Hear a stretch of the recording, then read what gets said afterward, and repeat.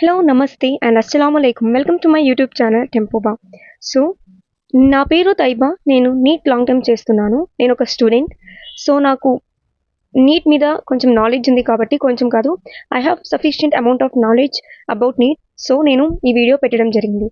ఎవరైతే neat 10th తర్వాత neat తీసుకుందాం అనుకుంటున్నారో, ఐ మీన్ బైపీసీలో ఇంటర్మీడియట్ తీసుకొని నీట్ ఎగ్జామ్ ప్రిపేర్ అవ్వాలనుకుంటున్నారో, ఎవరైతే బైపీసీ తీసుకొని చదువుతున్నారు నీట్ కోసం, అలాగే ఎవరైతే లాంగ్ టర్మ్ చేయాలనుకుంటున్నారో, లాంగ్ టర్మ్ చేస్తున్నారు వాళ్ళ కోసం ఈ డెడికేటెడ్ వీడియో నా తరపు నుంచి.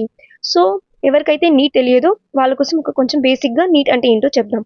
Neat national eligibility cum entrance test. So ఈ నీట్ ఎగ్జామ్లోని పేరులోనే దాగుంది ఎంట్రన్స్ టెస్ట్ అని. సో ఇది MBBS, medicine and at the same time paramedicals, కొన్ని పారామెడికల్స్కి ఇది ఎంట్రన్స్ టెస్ట్. దీని ద్వారా హోమియోపతి, అలోపతి, బీడిఎస్, ఎంబీబీఎస్లో జాయిన్ అవ్వచ్చు అనమాట. అండ్ నీట్ ఎగ్జామ్ ప్రతి ఇయర్ 23 lakhs మెంబర్స్, 22 నుండి 23 lakh మెంబర్స్ రాస్తే ఇయర్లీ 1 lakh స్టూడెంట్స్ మాత్రమే సెలెక్ట్ అవుతారు. ఆ 1 lakh ఎందుకు select అవుతారంటే private plus government seats కలిపి 1 lakh మాత్రమే ఉన్నాయి కాబట్టి 1 lakh students only selected and become the doctors per year through NEET. And at the same time మీకు ఇంకోటి చెప్పాలా, there are 180 question throughout the paper. So నీట్లో 180 questions ఉంటాయి. ఇది మల్టిపుల్ చాయిస్ క్వశ్చన్. ప్రతి క్వశ్చన్కి 4 ఆప్షన్స్ ఉంటాయి. మీరు అటెంప్ట్ చేసి కరెక్ట్ రాసినట్లయితే మీకు 4 మార్క్స్. అలాగే మీరు అటెంప్ట్ చేయకుండా వదిలేస్తే దానికి ఎటువంటి మార్క్స్ పోవు, మార్క్స్ రావు. అదే కనుక మీరు క్వశ్చన్కి ఆన్సర్ అటెంప్ట్ చేసి ఆ ఆన్సర్ తప్పు అయినట్లయితే మీకు 1 మార్క్ పోతుంది, -1 అవుతుంది అన్నమాట. అండ్ ఈ ఎగ్జామ్లో 180 క్వశ్చన్స్లో 3 hours టైం. అంటే ఈ మొత్తం పేపర్ అటెంప్ట్ చేయడానికి మీకు ఉండేది 180 minutes మాత్రమే. ఆ 180 minutesలో మీరు మీ అక్కడ ఎగ్జామ్ హాల్లో మీరు సైన్ చేయాలి. And at the same time మీరు ఓఎంఆర్ ఫిల్ చేసేది ఉంటుంది. మీ డీటెయిల్స్ని అక్కడ ఫిల్ చేసే ఒక అది కూడా ఉంటుంది అనమాట. సో మీకు ఓవరాల్గా చూసుకుంటే మీకు క్వశ్చన్ చేయడానికి, ఐ మీన్ మీరు మొత్తం పేపర్ అటెంప్ట్ చేయడానికి మీకు దొరికేది కేవలం 2 hours 30 minutes మాత్రమే. అంటే 80 క్వశ్చన్లో ప్రతి ఒక్క క్వశ్చన్కి మీకు దొరికే సమయం ఎంత అంటే that is less than 1 minute. అవును, మీరు విన్నది నిజం, less than 1 minute. ఇలాంటివన్నీ కూడుకున్న ఈ ఎగ్జామ్ని ప్రతి ఒక్కరూ అటెంప్ట్ చేస్తారు. అటెంప్ట్ చేసి సీట్ రాకపోతే ఈ సమాజం వాళ్ళని ఎలా చూస్తుంది అంటే ఒక ఫెయిల్యూర్ లాగా చూస్తుంది. సో నన్ను కూడా అలాగే చూస్తున్నారు. సో 1 మార్క్లో పోవడం, 2 మార్క్స్లో పోయే వాళ్ళ గురించి ఇంకా చెప్పుకుంటే ఇంకా దారుణమని చెప్తాను. అండ్ ఒక మిడిల్ క్లాస్ అమ్మాయి కానీ అబ్బాయి కానీ పెద్దగా డ్రీమ్స్ వాళ్ళ మైండ్లో ఫిక్స్ చేసుకొని దానికోసం వర్క్ చేస్తూ ఉంటే 1 మార్క్లో అట్ ది సేమ్ టైం చాలా బార్డర్లో పోతే వాళ్ళకి ఆ ఫీల్ అనేది ఉంటుంది. సో నేను కూడా అలాంటి అమ్మాయిని. సో మీ అందరికీ నా స్టోరీ ఇవాళ నేను ఎక్స్ప్లెయిన్ చేస్తాను ఈ వీడియోలో. సో నేను ఇప్పుడు చేస్తుంది 4th లాంగ్ టర్మ్. ఈ 4 లాంగ్ టర్మ్స్ గురించి మీరు తెలుసుకోవాలంటే let's go in to the Covid period అప్పుడు మా ఇంటర్మీడియట్ అనేది స్టార్ట్ అయింది. సో కోవిడ్ ఫస్ట్ ఇయర్ మొత్తం ఆన్లైనే. తుపాస్ అంతా ఆన్లైన్లో ఎవరు చదవరు, నేను కూడా చదవలేదు. And at the same time మేము చదివింది 3 months మాత్రమే. అది కూడా బోర్డ్ ఎగ్జామ్స్కి చదువుకున్నాము, రాసాము అంతే. అప్పుడు నీట్ అనే దాని కూడా మన మైండ్లో లేదు, మా మైండ్లో లేదు. అండ్ ఆ బ్యాచ్లో మా అందరికీ ఆ మూమెంట్లో లేదనమాట. సో ఇంటర్మీడియట్ సెకండ్ ఇయర్కి వచ్చాం. లాస్ట్కి వచ్చేవరకు నాకు ఇంటర్ లాస్ట్లో at the very last time NEET exam గురించి తెలిసింది. అది కూడా ఎలా తెలిసిందంటే నీట్ ఎవరైనా అప్లై చేసుకోవాలనుకుంటే చేసుకోండి అని మా కాలేజ్లో చెప్తే అప్పుడు నాకు అర్థమయ్యి నేను కూడా జాయిన్ అవుదాం అనుకొని జాయిన్ అయ్యాను. అండ్ అప్పుడు అలాగా నాకు నీట్ గురించి తెలిసింది. సో నా ఫస్ట్ అటెంప్ట్ నేను ఇంటర్మీడియట్తో ఇచ్చాను. అప్పుడు 720కి 133 మార్క్స్ మాత్రమే నాకు. సో దాని తర్వాత నేను నీట్ లాంగ్ టర్మ్ నా ఫ్రెండ్స్ అందరు తీసుకున్నారు. సో నేను కూడా జాయిన్ అవుదాం అనుకున్నాను. అలాగా ఒక కాలేజ్లో జాయిన్ అయ్యాను. అక్కడ ఒక రూమ్కి 120 members ఉన్నారు. ఒక చిన్న స్మాల్ బెడ్రూమ్ అంత రూమ్లో 120 members ఉన్నారు. సో అప్పుడు బ్యాచెస్గా ఏం లేదు. అక్కడ లాంగ్ టర్మ్కి ఒకటే ఒక క్లాస్ రూమ్ ఉంది. సో ఎందుకంటే 120 members ఉన్నారు కాబట్టి 2 rooms వాళ్ళు పెట్టలేదు.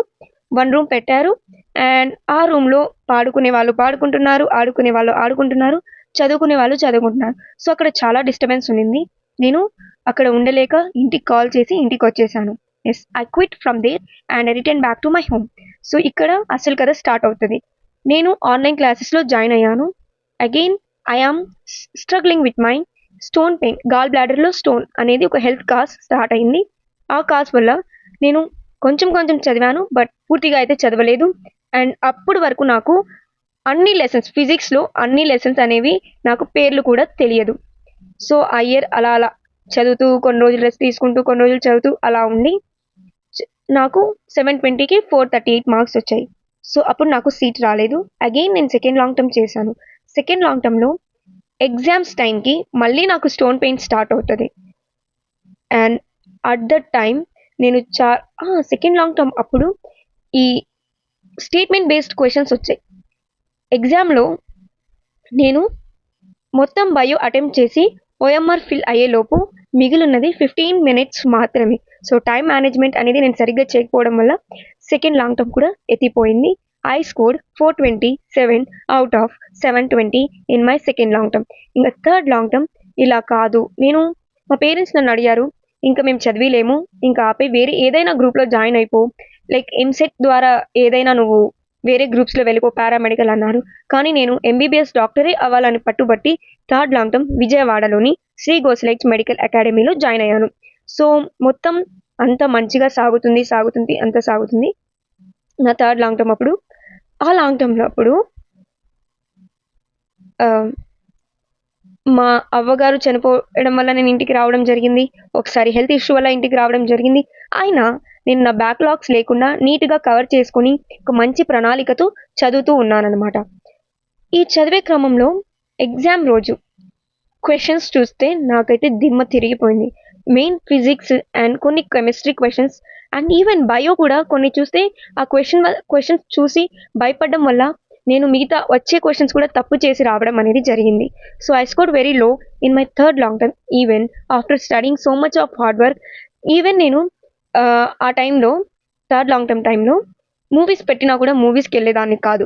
ఆ ఎగ్జామ్ ప్రతి వీకెండ్ ఎగ్జామ్ రాస్తే ప్రతి వీకెండ్ మాకు మూవీ పెడతారు.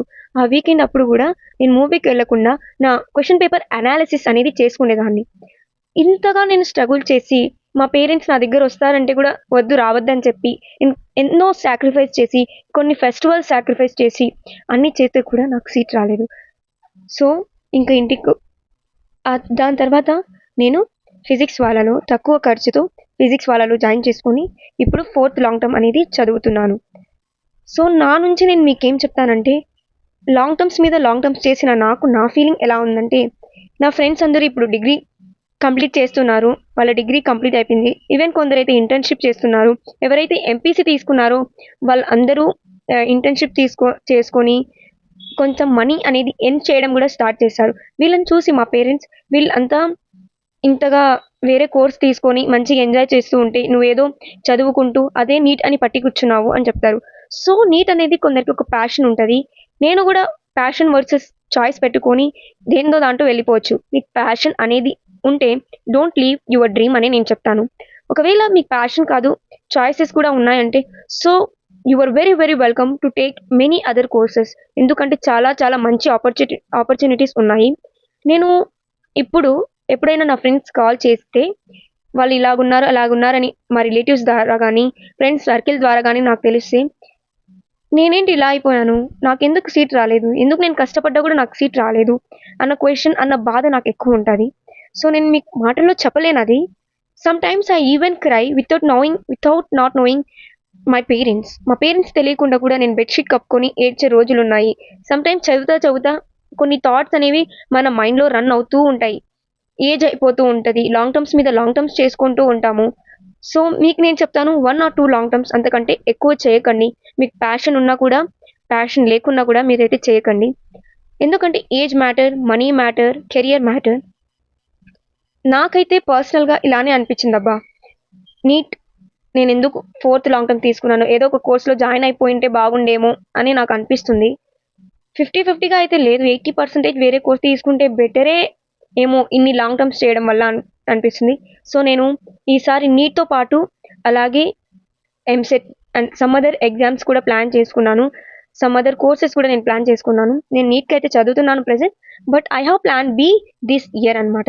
సో, నేను మీ అందరికి ఏం చెప్తానంటే, ఒకసారి మీరు నీట్‌లోకెళ్ళిపోతే దాంట్లో నుంచి బయట రావడం చాలా కష్టం. ఇఫ్ ఇన్ కేస్ మీకు సీట్ రాకపోతే. సో, మీ మైండ్‌లో మీరు ఫిక్స్ చేసుకోండి. ఇంటర్‌తో చదివే వాళ్ళైతే inter +1 long term that's it. ఇంటర్‌లో వీలైనంత వరకు మీరు తెచ్చుకోవడానికి ట్రై చేయండి. ఒకవేళ ఈ కాంపిటీషన్ వల్ల మీకు రాకపోతే మీరైతే ఫస్ట్ ఒక లాంగ్ టర్మ్ తీసుకోండి. అంతకంటే ఎక్కువ తీసుకోవద్దండి. నాలాగా ఎవరైతే ఇంటర్ తర్వాత నీట్ గురించి తెలుసుకున్నారో వాళ్ళ కోసం నేను ఒక 2 లాంగ్ టర్మ్స్ తీసుకోమని అయితే సజెస్ట్ చేస్తాను. ఒకవేళ మీకు సీట్ రాకపోతే ఫస్ట్ లాంగ్ టర్మ్‌లోనే వచ్చేస్తే వెల్ అండ్ గుడ్.